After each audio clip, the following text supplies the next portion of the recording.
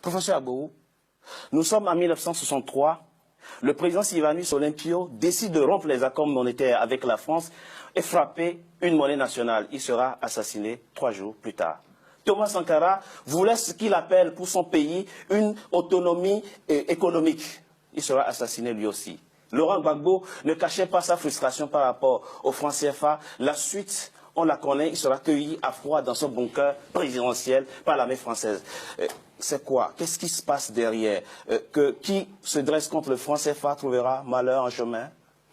Bien, c'est ça la souveraineté. Ça veut dire, fondamentalement, la France n'a jamais donné l'indépendance, n'a jamais donné une véritable souveraineté aux pays africains. C'est ça. Parce que l'indépendance politique ne peut être affermie que par l'indépendance économique.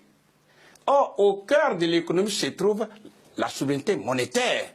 Donc, lorsqu'un leader politique, et commençons par le début, vous venez de citer quelques personnes, mais déjà avant 1960, que ce soit, c'est vrai, on a vu le cas de Sékou Touré, qui a pris son indépendance politique et en même temps a battu sa monnaie.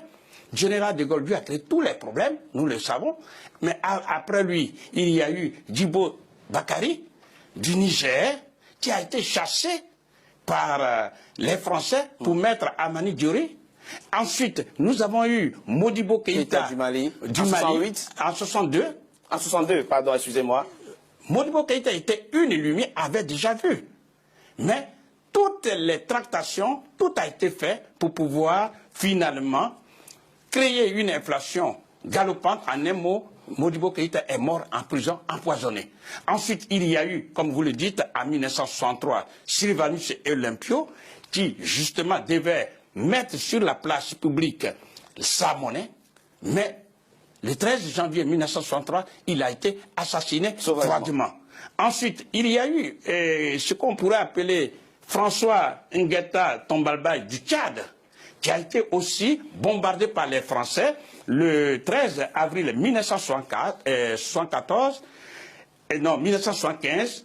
Le Libyen Kadhafi, qui justement voulait mettre la monnaie africaine en marche et a dégagé tous les moyens.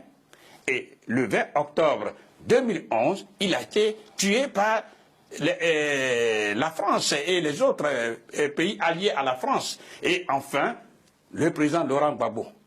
Et j'aimerais, c'est là surtout il faut tirer les leçons.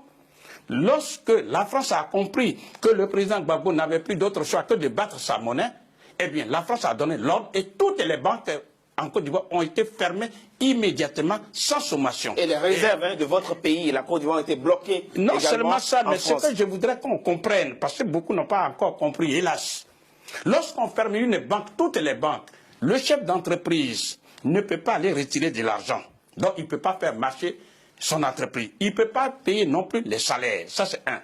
Lorsqu'on ferme toutes les banques, le ménage ne peut pas aller retirer de l'argent, donc on ne peut pas nourrir la famille, on ne peut même pas se soigner.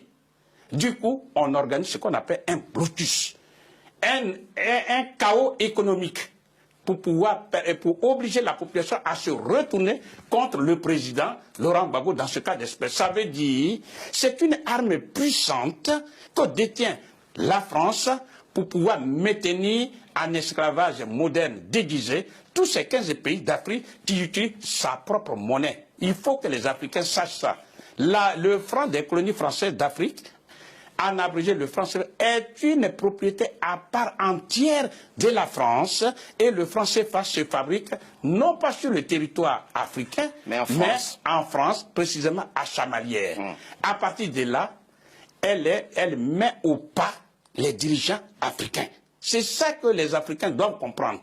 Ça veut dire qu'il n'y a pas d'autre solution. Si ces pays veulent se développer, il n'y a pas d'autre solution que de rompre de façon unilatérale avec le franc des colonies françaises d'Afrique.